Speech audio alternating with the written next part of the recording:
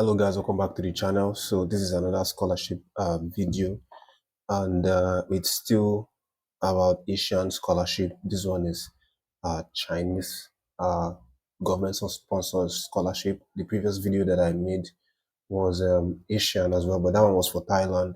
So this is for Chinese, still in Asia. So if you're interested in uh, fully funded scholarship in Asia, then you might also want to consider applying to this one. So this is the official website. Of course, I'll be leaving the link as usual, so you can follow the link and apply for yourself. Before I go forward, I want to invite you to subscribe to this channel. If you like videos like this, scholarship videos such as this one, and you like information about cheap schools and schools uh, in countries like Canada, USA, UK, Australia, Asian countries. As an international student, I invite you to subscribe to the channel and uh, welcome to the family. So, guys, this is the website. As you can see here, it's written in Mandarin. But if you click on it first, you would see that it's written like this. But then, of course, you would have an option to change it to English. So I'm just clicking the English here. So we see what has been written here in English. All right. So this is the apply button, apply for scholarship. If you click onto this one, that's when you go straight to apply. But first of all, I want to give you uh, a brief uh, details about the things that you need to know whether you're eligible for it, and the things that you have to prepare yourself before you go on to apply. So guys, this scholarship is a two category scholarship. First one is the category A, which is fully funded. The second one is category B, or as you can see here, type A, type B. So type A fully funded scholarship. Type B is partially funded. So you see the things that it covers. Fully funded covers tuition expenses for accommodation and living, medical insurance during corresponding study period, and uh, a whole lot of other stuff. Then the type B is partially funded, covers tuition and medical insurance. And I think those are the two things that it covers for the partially funded. So move over now, you see the eligibility uh, criteria. So it's stating that you must be a non-Chinese citizen and you must be in good health. That means you have to be from outside of China before you can apply to this. The age and the education background. This one is because it's a scholarship that covers both undergraduate, MSc and PhD. You can also apply if you're just finishing high school or secondary school. You can also apply. So this is the requirement for age range. So they are saying that if you are just finishing high school or secondary school and you want to apply for the undergraduate programs, then you have to not be more than 25 years old. As you can see here, not be more than 25 years old. And then if you're applying for masters, that means you've gotten your bachelor's degree, you're applying for masters, then you should be no more than 35 years old. That's what they've just stated here. Then for PhD applicant, it should be no more than 40 years old, just like we've seen here. So those are the requirements for the age category. So the other thing that they require from you is outstanding academic performance. That means you have to, your grades has to be good. If it's secondary school grade, it has to be good. If it's uh, degree, you have to be good. Like you have to be good. If it's first class that you have, it's better. If it's 2-1, it's still okay.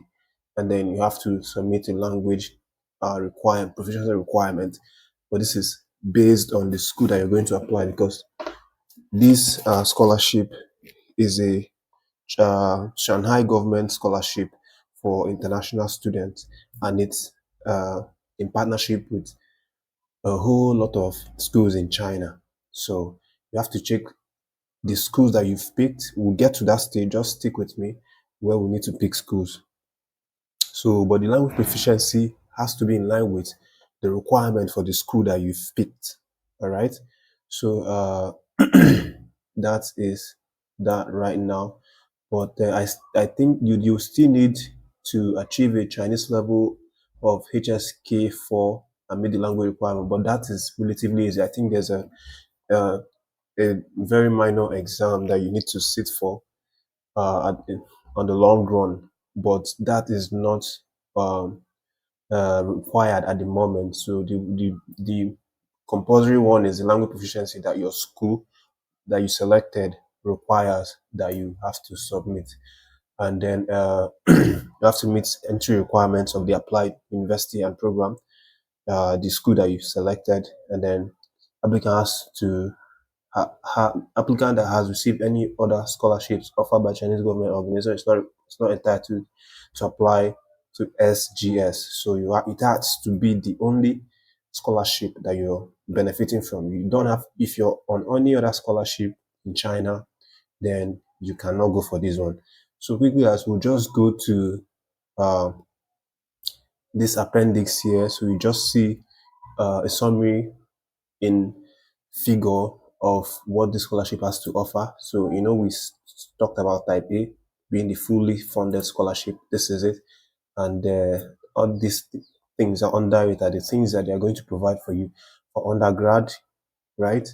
This is the benefits for you, master's benefit, so PhD as well. So type B here, the partially funded. These are the benefits in funding. Um, so guys, that is that. And then this appendix 2 is, like I mentioned before, a list of universities affiliated to this SGS scholarship. And these are the universities that they are working with. So you can choose any university of your choice. First of all, make sure that you individually do research on these universities, and then find out if they have the courses that you want to progress to, or you want to specialize in, or you want to advance to based on your previous education or work experience. So when you've done that, then you now have informed ideas on the school that you want to fill in for this scholarship. So once that is done, you can now go to apply for scholarship. So once you go to apply for scholarship, it will bring you uh, to the page where you can now start the process. Sorry. And the process takes 4 easy steps that you can start and conclude. And then sorry, it's still loading. So the first step is where you need to pick your school, just like we're seeing here. You need to select your school based on what I've just said about those schools that we saw. If you've done your research, then you probably already know the school that you want to pick out of the whole school. So let's just for example choose Shanghai Ocean University, and then plan for study in China. What degree are you going for? Is it bachelor's, master's, PhD? Let's say bachelor's, and then choose the type of scholarship. Okay, bachelor's, the scholarship is only partially funded, which is the class B. Let's go back. Let's say master's. Okay, they have class A, class B. That means class A is fully funded. Class B is partially funded. So we're going for class A. And then you go to next. Uh, so when you go to next, this is where you would require you would be required to fill in your details. I think your personal details. Well, let's wait for the page to load first. Yes, so this step B now is correct, where you need to fill in all your details, name in passport, your surname, given name, Chinese name, or whether if you don't have Chinese name, you don't have to put it. Okay. So the ones that you see stars are the compulsory ones, okay, that you have to fill out. All right. So you fill this one, gender, male, date of birth, marital status, place of birth. You fill your details as it appears in your passport. And then when you do that, you go to next page. So when you go to next page, that's when you see the step 3 here, step 3 will open, and then you need to attach all the documents that it will ask you to provide. And typically the document that you will need are your education certificate, whether it's O-level, master's, or degree, depending on what you're going for. Your study plan, they would ask for that. Your research proposal, if applicable, it's not compulsory. Then statement of purpose, two reference letters also will be asked. Physical examination form, that's like a fitness certificate or medical certificate. Then acceptance letter, if applicable, and then proof of language proficiency. And they would also demand for police certificates to be sure that you don't have criminal record in your country.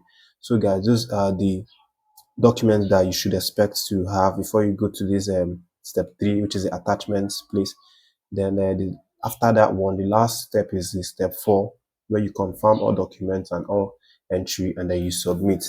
And that is that. Once you submit, you would wait for them to reach out to you via email and then give you a scholarship. So that is the video, guys.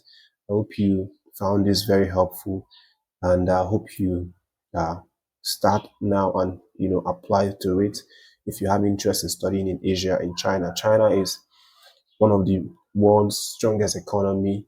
It's one of the uh, world's destination for tourists, for international students. It's a very beautiful state, a very open country for you to uh, explore and have experience in, and even settle down in, or just you know attain education, do various kinds of things there. So if you're interested in uh, studying and living in China, then this is obviously something you might want to explore. But this scholarship doesn't open until next year, from February to April. So that's when it fully opens up. But then you can apply now. It's always important to apply early, and then you wait for them to reach out to you. Thanks for watching the video, guys. Please subscribe to the channel, and leave a like for this video so YouTube can promote it. And if you have any questions or whatsoever confusion, you can let me know about this in the comment section, and I'll be glad to answer your questions. Thanks for watching the video.